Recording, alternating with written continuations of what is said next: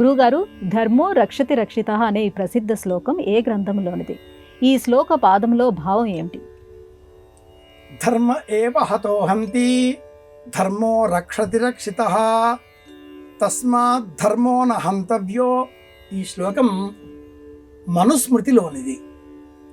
ధర్మం అన్న శబ్దాన్ని వివేచన చేస్తూ యాజ్ఞవల్క్య స్మృతి ధర్మం దశక లక్షణం, 10 లక్షణాలతో ఉండేది ధర్మము అంటూ వివరిస్తుంది. ధార్యతేతి ధర్మ అని అర్థం. ధృ అనే శబ్దం ఒక ధాతువుగా సంస్కృతం మనకు బోధించే సమయంలో ధృ అనే ధాతువుకు విస్తరించేది, వివరించేది, పొందించేది, కలిగించేది అనే అర్థాలు అనేకం ఉంటాయి. ప్రకాశించేది అనే అర్థం కూడా ఉంటుంది. ధృతి అనే అర్థంలో స్వీకరిస్తూ ఉంటాం. ధృ అనే ధాతువును మనం స్వీకరించినప్పుడు పొందించే లక్షణం, అనుసరించే లక్షణం అంటే అది ధర్మం అవుతుంది. ధర్మాత్ అన్నప్పుడు ధర్మాన్ని మనం అనుసరించాలి. ధర్మ నిర్ణయం మనం చేయకూడదు.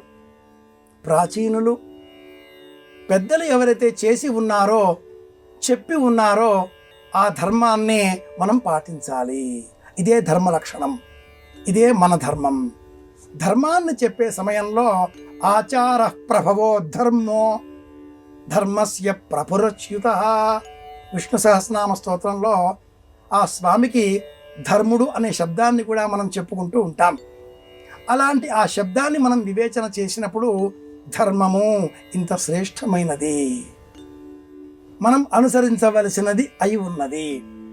ఈ శ్లోకపాదం తస్మాత్ ధర్మో న హంతవ్యో మనుస్మృతిలోనది.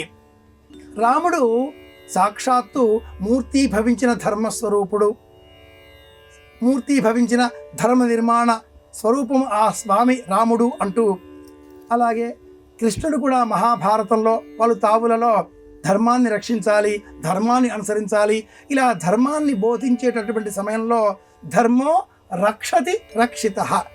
ధర్మాన్ని మనం రక్షిస్తే ఆ ధర్మం మనల్ని రక్షిస్తుంది అంటూ బోధించారు. సామాన్యంగా మనం ధర్మం అంటే ఏమనుకోవాలి? ఏ ఉద్యోగంలో ఉన్నారో వారికి ఆ ఉద్యోగ విధి ధర్మం. నా ఉద్యోగ విధిని నేను పాటిస్తే ఆ ఉద్యోగ విధిని పాటించిన ధర్మం కారణంగా ఆ ధర్మమే నన్ను రక్షిస్తుంది. చేసే పనిలో పరాకు, అసత్యం, అబద్ధం, పొరపాటుగా చేయడం, నిర్లక్ష్యం చేయడం, పట్టించుకోకపోవడం, తప్పించుకొని తిరగడం, ఇవన్నీ కూడా అధర్మ లక్షణాలు అవుతాయి. అప్పుడు అధర్మ ఫలాన్ని మనమే పొందవలసి ఉంటుంది.